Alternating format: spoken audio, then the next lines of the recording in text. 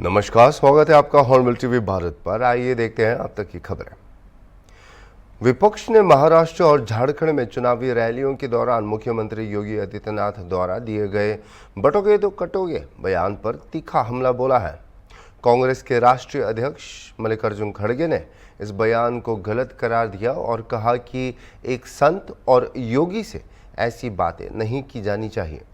भाजपा और विपक्ष के बीच जारी बयानबाजी के बीच हॉर्नबिल टीवी ने इस मुद्दे पर देश के प्रसिद्ध अयोध्या कथा वाचक चंद्ररंशु महाराज से विशेष बातचीत की है। आइए एक नजर डालते हैं इस रिपोर्ट पर। इस समय संतों को लेकर बहस छिड़ी हुई है। अभी हाल ही में जो कांग्रेस के जो अध्यक्ष हैं मल्लिकार्जुन खड़गे, उन्होंने मुख्यमंत्री योगी आदित्यनाथ को लेकर बयान दिया था कि संतों की भाषा नहीं बोलते हैं, इनकी भाषा दूसरी है। हमारे साथ कथावाचक, देश के जाने माने कथावाचक है चंद्ररंशु जी महाराज जी। हम उनसे बात करेंगे कि आखिर इन जिस तरह से बयानबाजी चल रही उसके क्या मायने हैं।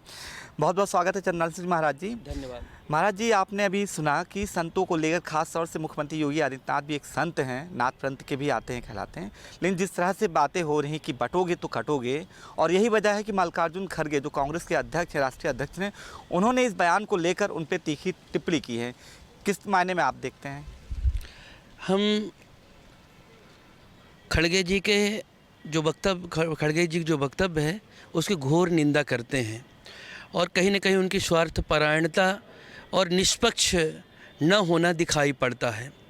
देश संविधान से चलता है और संत हों चाहे कोई भी हो, सब संवैधानिक दायरे पर आते हैं और सब मानते हैं। संविधान ने भारत का नागरिक होने के नाते हम सबको राइट दे करके रखा हुआ है कि अपनी बात रखें, अपनी बात कहें। कभी भी खड़गे जी ने, जो भारत तोड़ने वाले लोग हैं, जो भारत माता को डाइन कहने वाले लोग हैं और ऐसे तमाम लोगों के साथ गठबंधन करके भारत के कुर्सी पर बैठने का स्वप्न देख रहे हैं, तो उनको अपना चरित्र एक बार देखना चाहिए। अगर इतिहास का उनको जानकारी होती, ठीक से पढ़े होते, तो समझते कि आज से नहीं, प्राचीन काल से भी ऋषि मुनियों के पास अस्त्र शस्त्रों के ज्ञाता रहे हैं और समय समय पर दुष्टों का संहार करते रहे हैं। कार्तवीर अर्जुन, उनका भी नाम संयोग से अर्जुन है, और कार्तवीर अर्जुन ने भी जब अत्याचार किया, कहीं न कहीं जब दग्नि जी का वध किया, तो उनके बेटा परशुराम संत होने के बाद भी आपा खो दिया और 1000 भुजाओं को काट करके कार्तवीर अर्जुन का वध किया था। तो संतों को भी अपनी आत्मरक्षा के लिए, राष्ट्र रक्षा के लिए अगर शस्त्र उठाना पड़े तो उठाना चाहिए। यह अच्छी भाषा मानी जानी चाहिए और अच्छी भाषा है। जिस तरह आपने कहा कि आपका अपना मत है कि जो बयान था खड़गे जिनका, उसकी घोर निंदा आप करते हैं, और जो मुख्यमंत्री योगी आदित्यनाथ का जो बयान था बटोगे तो कटोगे, उनको आपका कहना है कि वो बहुत ही जायज़ बयान है। लेकिन जिस तरह से एक साधु संत, खासतौर से जो खुद एक यूपी के मुख्यमंत्री हों और एक मठ के मठाधीश भी कहलाते हैं, उसके बावजूद भी बटोगे तो कटोगे और धर्म तरह की बातें हिंदू मुस्लिम, ये खासतौर से चुनाव के ही समय ये क्यों कहा जाता है? मैं ये कहता हूँ कि इसमें बुराई ही क्या थी? बटोगे तो कटोगे। आप जात विशेष, कौन बटा है, कौन कटा है, आखिर ये बातें कहाँ से आ रही हैं? मैं बताता हूँ ना, स्पष्ट है।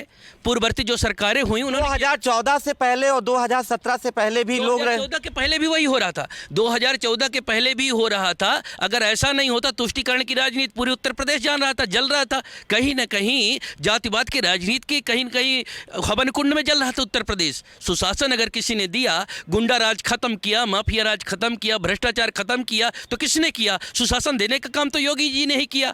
अगर भ्रष्टाचार को मारना गलत है, और जहां तक बटोरना और कटने की बात है, तो एक बात स्पष्ट है कि जहां जहां हिंदू अल्पसंख्यक होता जा रहा है, वहाँ आज भी कोई जाने की हिम्मत नहीं कर पा रहा है।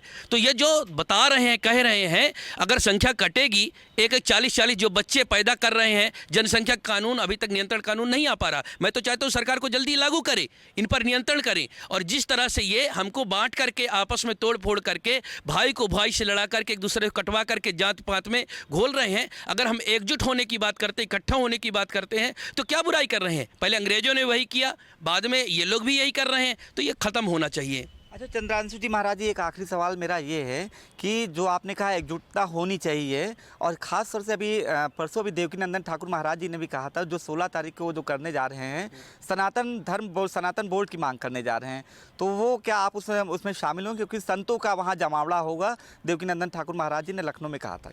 मैं भी जा रहा हूँ और मैं चाहता हूँ सनातन बोर्ड बने।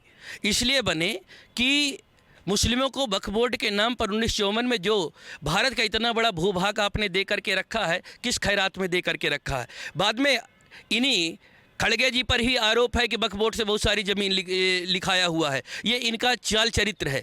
तो हम लोग सनातन बोर्ड की मांग इसलिए कर रहे हैं कि हमारा देश है, हम ही यहीं के। उन्होंने तो अपना एक जगह लेकर कि पाकिस्तान बंटवा करके और कहीं यानी धर्म के आधार पर बांट करके लेकर रखा, तो इनको वहाँ जाना चाहिए। देश में रहे फिर भी खैरात के रूप में इतना बड़ा भूभाग लेकर के रखे हैं। या तो वक्फ बोर्ड को ख़त्म कर दो, या कि सनातन बोर्ड बना करके उससे ज़्यादा कहीं आप ज़मीन हमको भी दो, यह न्याय उचित होगा, नहीं तो उसको ख़त्म करो। देखिए, आप चंद्रांशु जी महाराज जी हैं, देश के जाने माने कथावाचक हैं, जिन्होंने उस बयान के बारे में साफ कहा कि जो योगी जी का बयान था वो साफ बताता है कि देश में अगर एकजुट रहेंगे तभी वो राष्ट्र निर्माण होगा। और जिस तरह जो खरगे जो बयान दे रहे हैं उसकी घोर निंदा की है और मुख्यमंत्री योगी आदित्यनाथ के बयान का उन्होंने पक्ष भी लिया है। वीडियो जर्नलिस्ट अनिल सैनी के साथ Anoop Chaudhary, Hornbill TV, Lucknow. Supreme court ने उत्तर प्रदेश के बुलडोजर कार्रवाई को लेकर एक अहम फैसला सुनाया है। न्यायालय ने स्पष्ट रूप से कहा है कि किसी व्यक्ति के अपराधी होने का आधार उसकी संपत्ति, खासकर घर को ध्वस्त करना नहीं हो सकता। सुप्रीम कोर्ट ने कहा कि घर एक सपना है जिसे कभी तोड़ना नहीं चाहिए और यह भी रेखांकित किया कि लोकतंत्र में नागरिकों के अधिकारों की रक्षा जरूरी है। कोर्ट ने सरकार की शक्ति का दुरुपयोग न करने की चेतावनी देते हुए कहा कि सरकार का मुख्य कर्तव्य राज्य में कानून और व्यवस्था बनाए रखना है। इस निर्णय ने पूरे देश में विपक्षी दलों की ओर से कई प्रतिक्रियाएं आकर्षित की हैं। आइए देखें कि विपक्ष और अन्य दल इस पर कैसे प्रतिक्रिया दे रहे हैं। को लेकर आज भारतीय जनता पार्टी कटघरे में सुप्रीम कोर्ट के सख्त लहजे की ये टिप्पणी ये अपने आप में साबित करती है कि किस तरह भारतीय जनता पार्टी लोकतंत्र का हनन कर रही है, किस तरह से अन्याय और अत्याचार कर रही है। जो अपराधी अभी जिसका अपराध सिद्ध भी नहीं हुआ है उसका घर तोड़ दिया जाता है, उसके पूरे परिवार को बेघर कर दिया जाता है। कहाँ का न्याय? आपके अधिकारी कहीं भी फरमान सुना देते हैं, किसी का भी घर तोड़ देते हैं। आज उनकी जिम्मेदारी सुनिश्चित हुई है। आज ये भी सुनिश्चित हुआ कि किस तरह से मानव अधिकारों का हनन है, किसी का घर तोड़ देना। वास्तव में ये सरकार पूरी तरीके से अलोकतांत्रिक और अनैतिक ढंग से लोगों का घर तोड़ रही थी और आज उनकी अराजकता पर ये विराम लगाने का काम किया है सुप्रीम कोर्ट ने। आज हम धन्यवाद देते हैं कि किस तरह से मानव अधिकार हो या लोकतंत्र हो या एक आम आदमी की सुरक्षा हो, इन सारी जिम्मेदारियों को निर्वहन करना होगा और हमें बुलडोजर के प्रति पूरी तरीके से सख्त एक्शन लेना पड़ेगा ताकि फिर किसी बेगुनाह बेकसूर को घर से बाहर ना किया जा सके। आज जो परिस्थितियों में माननीय सुप्रीम कोर्ट ने आदेश दिया है, उत्तर प्रदेश सरकार को जो आईना दिखाया है, मेरे ख्याल से योगी आदित्यनाथ जी को अब समझ में आ गया होगा कि वो अब तक क्या कर रहे थे। क्या उत्तर प्रदेश में संवैधानिक रूप से वो जो काम किए वो हैं क्या? मैं तो एक मांग करता हूँ कि माननीय सुप्रीम कोर्ट को देखना चाहिए ऐसे कितने मामले हैं जिनमें अनावश्यक रूप से लोगों के मकान तोड़ के उनको बेघर कर दिया गया। अब वो लोग किसके पास जाएं? क्या माननीय सुप्रीम कोर्ट उनके घरों को बनवाने के लिए सरकार से मदद कराएंगे?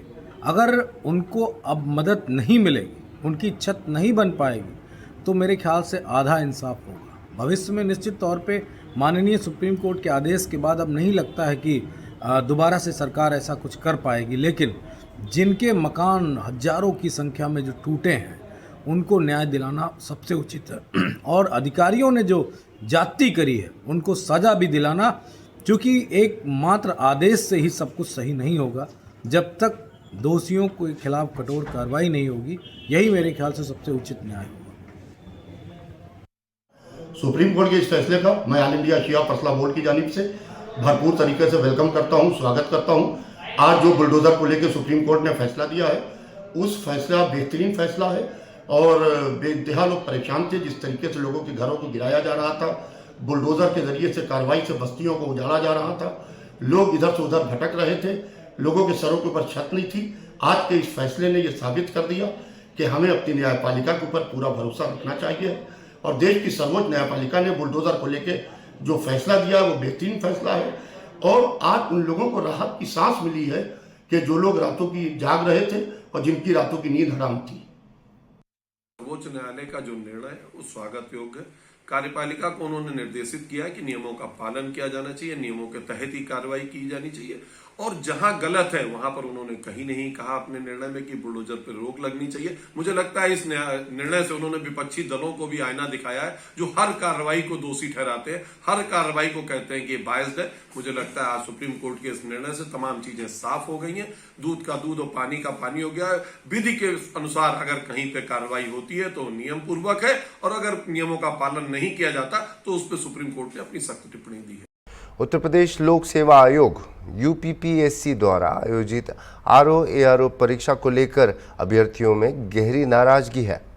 दिल्ली से लेकर यूपी की सड़कों तक छात्र विरोध प्रदर्शन कर रहे हैं और इस परीक्षा को एक ही शिफ्ट में कराने की मांग कर रहे हैं। प्रयागराज में आयोग के बाहर हजारों प्रतियोगी छात्र अनिश्चितकालीन धरना पर बैठे हुए हैं। छात्रों का कहना है कि पीसीएस, आरओ और एआरओ परीक्षा 2 दिनों में कराना और नॉर्मलाइजेशन प्रणाली को लागू करना गलत है। नॉर्मलाइजेशन के विरोध में छात्र जोर शोर से आवाज़ उठा रहे हैं। लखनऊ में छात्रों ने कल शाम कैंडल मार्च भी निकाला, जिसके बाद प्रशासन ने सुरक्षा बढ़ाते हुए आयोग के लखनऊ कार्यालय पर पुलिस तैनात कर दी है। कोचिंग संचालकों को भी निर्देश दिए गए हैं कि वे छात्रों का संयम बनाए रखें।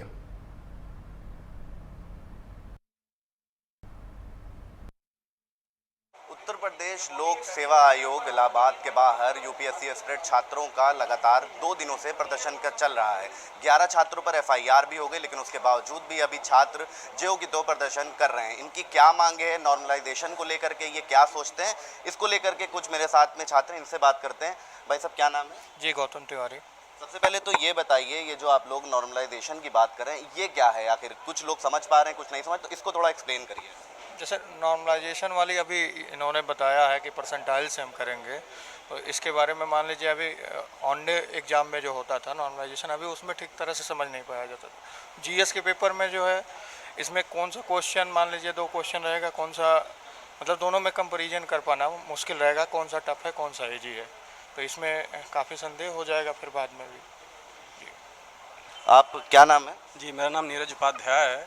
ये विगत वर्षों में अभी तक जो एग्ज़ाम हुए हैं, आयोग किसी पेपर में कहता है कि जो है 5 क्वेश्चन जो है इसमें जो है गलत दिए गए हैं, उसको हटा देता है। यहाँ पे 2-2 शिफ्ट में पेपर करा रहे हैं, 3-3 शिफ्ट में। ये कैसे, कौन सा ये जो है आधार बनाएंगे, कौन से पेपर टफ हैं, कौन सी ईजी हैं? कुछ में 5 क्वेश्चन ये जो है गलत कर देंगे, उस पर जो है बनाएंगे मेरिट।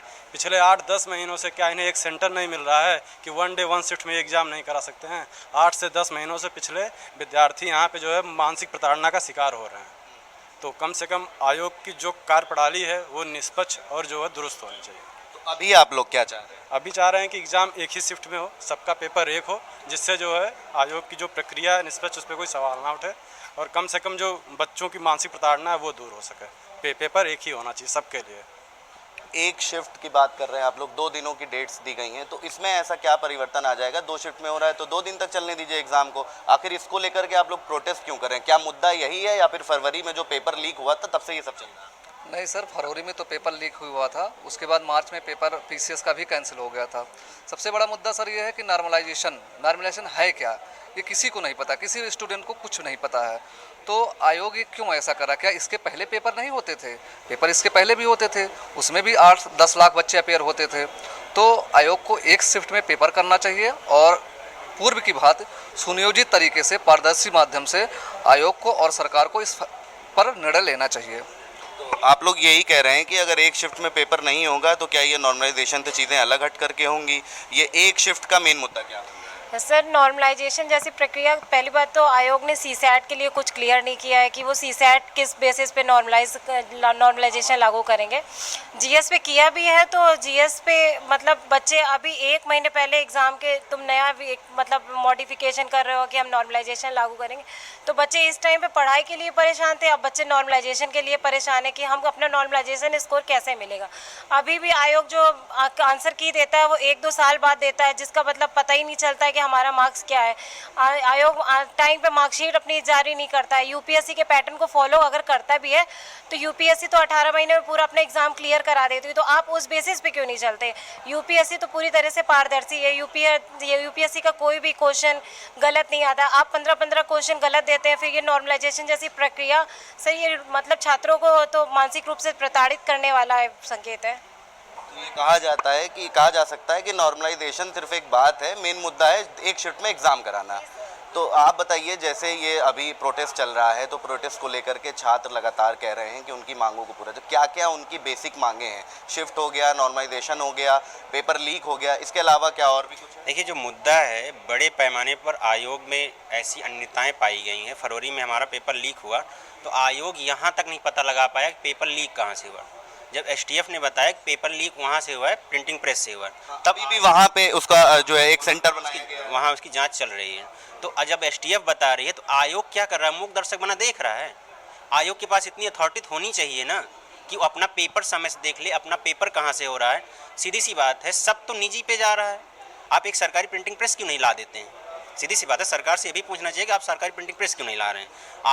आयोग नोटिस ही नहीं दिया, सरकार को हस्तक्षेप करना पड़ा। हाँ, आरओ का पेपर लीक हुआ है। जब हमारे साथी वहाँ पर गए, बहुत बड़े पैमाने पर धरना प्रदर्शन हुआ, तब जाके आयोग ने बात मानी। आयोग बात ही नहीं माना, सरकार ने हस्तक्षेप किया, आज तक उसकी नोटिस ही नहीं आई है। और दूसरी बात, ये सारी अनियमितताएं, उसके बाद अभी 50 पीसीएसजे की कॉपी बदली गई।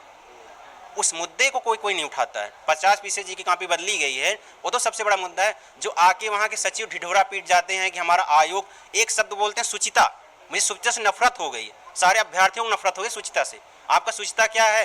यही कि नारी पोस्टर लेकर सड़कों पर उतरे? आपकी सुचिता क्या है कि भ्रष्टाचारी बनकर आयोग घूमे टहले, सीट बेच ले जाएं आप? मैं ये कहता हूँ कि आयोग के अंदर जो भी अन्यताएं, जो भी अधिकारी, जो भी जहाँ से कमी हो रही है, उसको विश्वास मिलाकर बच्चों से संवाद करके, और नॉर्मलाइजेशन एक मुद्दा और ला दिए। हम लोगों के ऊपर तो पीछे सवार किए हैं। वीपी पीसेस कहीं वो ही नहीं था, आरओ कहीं। अभी इससे पहले नॉर्मलाइजेशन की बात कहीं नहीं। इतिहास में पहली बार हो रहा है भाई नॉर्मलाइजेशन कहाँ से आया? नॉर्मलाइजेशन अगर आप फिर सीधे से कह दीजिए कि आप पुलिस जैसे हैं, आप एसएससी जैसे हैं, हम लोग के प्रशासनिक अधिकारी बनने जा रहे हैं, सीधी सी बात है। आप लोग बता दीजिए कि हम लोग चले पान की गुमटी दुकान लगाएं या पकौड़े बेचें, सीधी सी बात है ना। आप तो यही चाह रहे हैं, सीधी सी बात है। उसमें नॉर्मलाइजेशन का क्या मतलब है बताइए आप पुलिस के पेपर के जैसे हम लोगों को समझ रहे हैं, एसएससी के पेपर के जैसे समझ रहे हैं, और एक विशिष्ट पेपर है। फिर हम लोगों का जीएस पेपर है, एसएससी में मैथ रीजनिंग भी आती है, वहाँ पर नॉर्मलाइजेशन का रॉ स्कोर अलग हो जाता है, लेकिन यहाँ पे जीएस आएगा। और हम लोगों का एक क्वालिफाइंग पेपर होता है सीसेट, जिसमें 33% पास मार्किंग होती है, उसका अलग मुद्दा चल रहा है। वहाँ पे तो आयोग ने नोटिफिकेशन ही नहीं दिया है सीसेट के बारे में, कैसे उसको करेंगे? अच्छा बताइए, हम लोगों का जीएस अच्छा है, किसी अभ्यर्थी का सीसेट कमज़ोर होगा, बेसिकली कमज़ोर होगा, हम लोग उस पर ध्यान नहीं दे पाते हैं। वहाँ पे मैथ रहती, रीजनिंग रहती। अब 33% पास मार्किंग है, अब किसी बच्चे का 32 आ गया स्कोर, और उस पेपर में शिफ्ट में क्या आ गया, पेपर बहुत ईजी आ गया, 32 को आप घटा के 30 कर दिए, उसका तो और घट गया। और दूसरी शिफ्ट में पेपर टफ आ गया, उसका 31 बन रहा है, उसका 40 कर दिए आप उठा के, तो दूसरी शिफ्ट औरत क्रॉस हो जाएगा। कैसे फेयरलेस है ये कोई समझा ही नहीं रहा है। सचिव आके ढिंढोरा पीट जाते हैं कि बहुत अच्छा है नॉर्मलाइजेशन, बहुत अच्छा है, आयोग बहुत अच्छा काम कर रहा है, सुचितापूर्ण। मैं आज सुचितापूर्ण शब्द का मतलब ही नहीं समझ पाया, सुचिता है क्या? सरकारी शब्द है कि आयोग का शब्द है? और डेली उनके प्रवक्ता आते हैं, 1.5 घंटा ढिंढोरा पीट जाते हैं, हिंदुस्तान में अपना नोटिफिकेशन दे देते हैं कि हमने इतने पेपर कराए, इतने महीने में कराए हैं। अब बताइए, 2023 हम लोगों का पूरा बर्बाद गया है। एक प्रतिष्ठित परीक्षा आयोग ने नहीं करा पाई है, वो चाहे आरओ की हो, चाहे यूपी पीसीएस की हो। अभी अक्टूबर में भी एग्जाम के नोटिफिकेशन, हाँ अक्टूबर में आया, वहाँ भी आयोग क्या हो गया कि सेंटर ही नहीं पाए। सेंटर पाते तो कराते, जब सेंटर नहीं पाए तो झक मार के 41 जिले सेंटर बना दिए। उसके बाद बच्चों को परेशान करने के लिए आप 75 जिले सेंटर बनाए होते, तो बच्चे यहाँ तक तैयार हैं कि आप 75 जिले सेंटर बनाइए, हम लोग पेपर देने जाएंगे। लेकिन जो पेपर होगा एक दिन एक ही शिफ्ट में होगा, ये हम लोगों की पुरजोर मांग है, और कुछ नहीं चाहिए बच्चों को। पहले एक पेपर एक शिफ्ट में आप कराइए, यही सबसे बड़ा मुद्दा है बच्चों का। जो वहाँ पे आंदोलन छात्र हैं, हमारे साथी हैं प्रयागराज में, वो डटे हुए हैं, और ये होकर रहेगा एक दिन एक शिफ्ट, चाहे जितनी आयोग धर्मिता कर ले, चाहे जो कर ले। अब सरकार को हस्तक्षेप करना चाहिए कि बच्चे वहाँ पे भूखे प्यासे, आज 48, 72 घंटे होने जा रहे हैं बच्चों के लिए, वो सबसे बड़ी कठिनाई है। वहाँ पे सरकार को भी हस्तक्षेप करना चाहिए। अभी चलाई गई, उनको किसी तरीके से खदेड़ने, लेकिन हम लोग तो छात्र हैं, कोई क्रांतिकारी थोड़ी ना है, हम लोग का राजनीतिक मुद्दा थोड़ी ना है। हम लोग तो राजनीति को ऐसे दूर रखते हैं। हम लोग एक एस्पिरेंट हैं, एक प्रतियोगी छात्र हैं। हम लोग तो वैसे नहीं मुद्दा बनाते हैं, राजनीति से दूर रहते हैं। हम लोगों का ये आंदोलन स्वतः स्फूर्ति वाला आंदोलन है। क्या नाम हुआ आपका? जितेंद्र कुमार तिवारी। जितेंद्र जी, अच्छे से आपने एक्सप्लेन किया, किस चीज़ की प्रिपरेशन कर रहे हैं? हमारा यही यूपी पीसीएस चल रहा है। हम एक बार इंटरव्यू अपेयर हो चुके हैं, 2 बार मेंस लिख चुके हैं।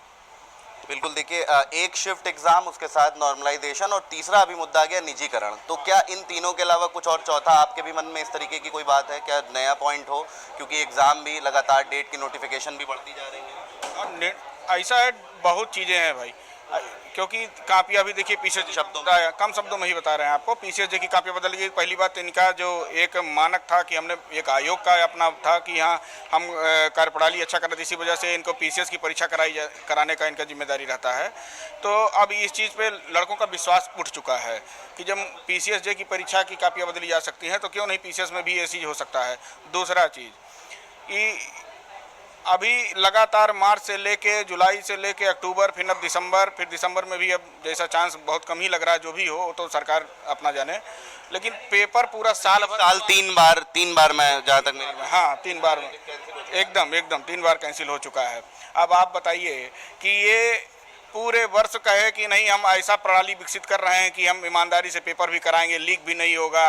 अब पेपर में जो भी प्रश्न है उसमें बार कोड लगाया जाएगा, ये लगाया, टेक्निकल टर्म का यूज़ किए। आज तक प्रिंटिंग प्रेस अपना नहीं लगा पाए हैं। ये कैसे हम लोग विश्वास कर लें कि आप बहुत बढ़िया से पेपर करा लेंगे? आप अपना हर साल इनका प्रश्न आप देखिएगा खोल के, किसी भी ईयर का प्रश्न पत्र, उसमें 8 से 10 प्रश्न का उत्तर ये गलत देते हैं। यदि उस पर कोर्ट केस होता है तो उसमें 1 से 2 प्रश्न हटाएंगे या 5 प्रश्न हटाएंगे या 10 प्रश्न हटाएंगे, उसका आज तक जवाब भी नहीं मिलता है। और बाद में उसी के आधार पे इधर उधर होके लड़के प्री में पास करते हैं और जो मेंस देने के लिए क्वालिफाई की जाते हैं। अब नॉर्मलाइजेशन एडिशनल चीज़ है, इसमें एक चीज़ और ऐड हो गया। अब नॉर्मलाइजेशन जब कहेंगे कि हमारा पेपर का टाइट आया, दूसरा कहेंगे कि पेपर आसान आया। कैसे पता? जीएस के पेपर एक ऐसा पेपर होता है उसमें आप पता ही नहीं पाएंगे कौन सा कठिन है कौन सा आसान है। ठीक है, ये मैथ थोड़ी ना है। तो जब पढ़ा वही, हाँ जो पढ़ेगा वही जानेगा। मान लीजिए डिसाइड भी करते हैं तो उसमें तो आप मान लीजिए 2.5 लाख परीक्षार्थी एक सीट में, 2.5 लाख दूसरे में हो गए, ठीक है, 5 लाख की संख्या मान के चलते हैं, तो 2.5 लाख के साथ तो नाइंसाफी हो गया ना। बाकी 2.5 लाख मान लीजिए नंबर बढ़ गया। कौन जानता है किसका अंदर और किसका बाहर होना? 20 क्वेश्चन का सीधे अंतर आ रहा है। इस वजह से नॉर्मलाइजेशन नहीं होना चाहिए। आज तक का इतिहास रहा है सिविल सर्विसेज एग्जाम में, चाहे वो यूपीएससी का हो चाहे यूपीपीएससी का हो, आज तक नॉर्मलाइजेशन नहीं हुआ है। आप किस चीज़ की प्रिपरेशन? यूपीपीसीएस की।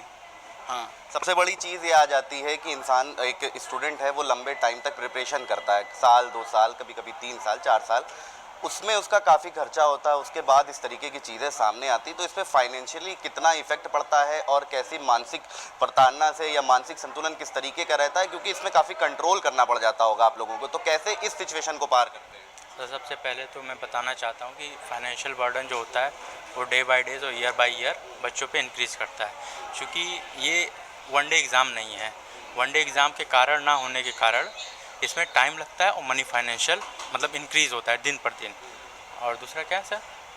दूसरा ये कि कैसे ऐसी मेंटल चीज़ों से जो अच्छा हाँ सर, प्रेशर डिक्रीज़ करने के लिए, या फिर मतलब कुल मिला के ये कहना चाहता हूँ कि sir one day one shift exam होना चाहिए। हाँ तो बिल्कुल देखिए, ये यूपीएससी एस्पिरेंट थे, कई छात्र थे अमानत में। इनका कहना है कि उत्तर प्रदेश लोक सेवा आयोग जो है मनमाने तरीके से आंसर कीज देता है और जब कोर्ट केस किया जाता है तो उसमें उसका जवाब नहीं आता। साथ ही साथ इनका कहना है कि नॉर्मलाइजेशन होना चाहिए, एक शिफ्ट एक एग्ज़ाम होना चाहिए, और निजीकरण को लेकर के भी अहम मुद्दा बनाया है। तो इन तमाम चीज़ों को लेकर के छात्र इलाहाबाद में प्रदर्शन कर रहे हैं और उसके साथ साथ देश के अलग अलग जगहों पर और साथ अलग अलग स्टेट्स के ज़िलों में भी प्रदर्शन कर रहे हैं। तो अब देखना होगा कि कब तक इस पे जवाब आता है और उत्तर प्रदेश लोक सेवा आयोग इस पे क्या डिसीजन लेता है।